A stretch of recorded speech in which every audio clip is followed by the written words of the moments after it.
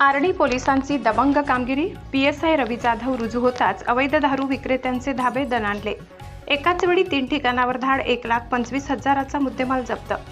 आर्णी तालुक्यातील लोणी गावामध्ये दिनांक 4 जून पोलिसांनी आज सकाळी लोणी गावात गावठी हातभट्टीच्या अड्ड्यांवर धडक कारवाई करत अवैध दारू विक्रेत्यांना मोठा दणका दिलाय.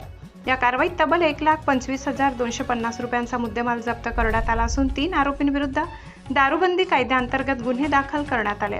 दिनांक 4/6/2026 रोजी आर्णी पोलिसांना लोणी गावात सकाळच्या वेळी गावठी हातभट्टी काढून विक्री केली जात असल्याची गोपनीय माहिती मिळाली. माहितीच्या आधारे पोलिसांनी वेगवेगळ्या ठिकाणी छापे टाकले असता मोठ्या प्रमाणात सडवा व गावठी दारू आढळून आली.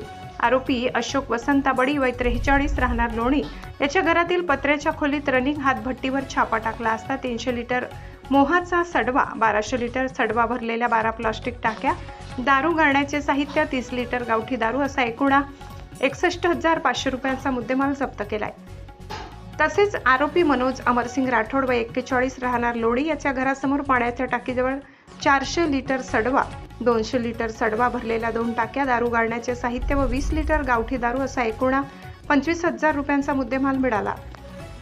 तसेच आरोपी प्रमोद भुजंगराव बरडकर वय 40 राहणार लोणी याच्या शेतातील पत्र्याच्या शेडमध्ये 150 लिटर सडवा, 800 लिटर सडवा भरलेल्या 8 टाक्या, दारू गाळण्याचे साहित्य व 15 लिटर गावठी दारू असा एकूण 38,750 रुपयाचा मुद्देमाल जप्त करण्यात आलाय.